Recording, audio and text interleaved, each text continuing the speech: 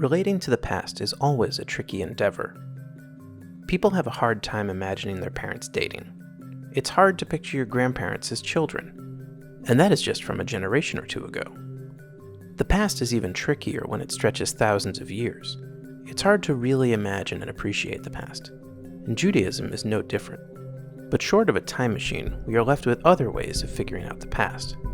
We have testimonials from Jews dating back over 2,000 years. Archaeologists try to reconstruct the past through objects. And of course, we have the Torah and later interpretations. Even with all these materials, the past can still be murky, like looking outside through a foggy window. So how does today's Judaism relate past practice to the present? Has it always been this way? Did something change? And if something did change, does that mean we should change? There are essentially three approaches. Some try to project the present onto the past. The Judaism they know today is how it has always been. We take our present understanding of Jewish life and superimpose it onto the past. Some children's books depict biblical characters wearing bekishes and shtreimels, traditional Jewish dress that originated in the 18th century. Jews, of course, weren't dressing like Hasidim during the Second Temple period. But there is a comfort of sorts imagining it that way. Projecting the present onto the past allows people to see a clear line of continuity between the past and present. And that is helpful, especially when it involves religious commitment. It means what you're doing is how it has always been done. We all do this in one way or another. Situated in the present, we see the past through our own lenses. People project the present onto the past for all sorts of reasons. Anachronisms in movies are common. James Cameron admits that he put flashlights in the movie Titanic, even though the kind shown in the movie weren't invented for a few more years, because it was cinematically more compelling. There is a second approach. This approach attempts to project the past onto the present.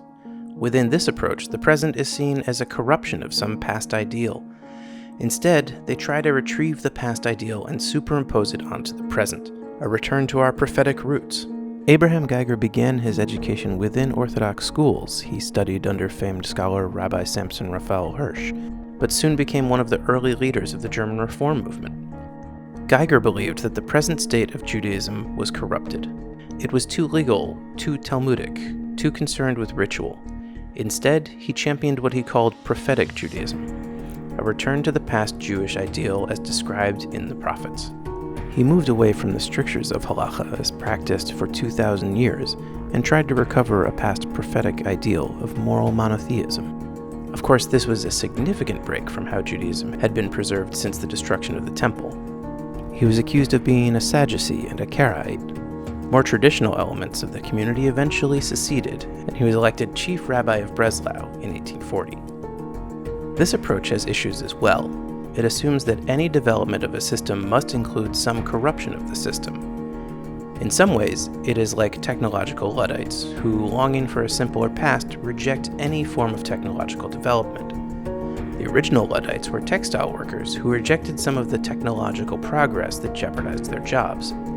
Some threw sewing machines out the window. Geiger, in an effort to reclaim a lost past, threw present halachic practice out the window.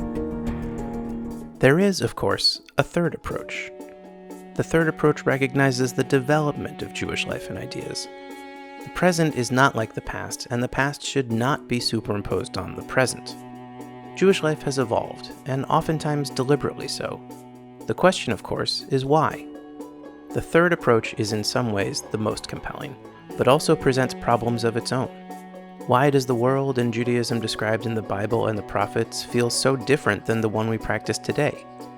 Is one model right and the other wrong? Theologically, why would religious evolution be necessary? Each of these approaches emerge from the central question of what lies at the heart of Judaism. Should the past dictate the present? Should the present dictate our conception of the past?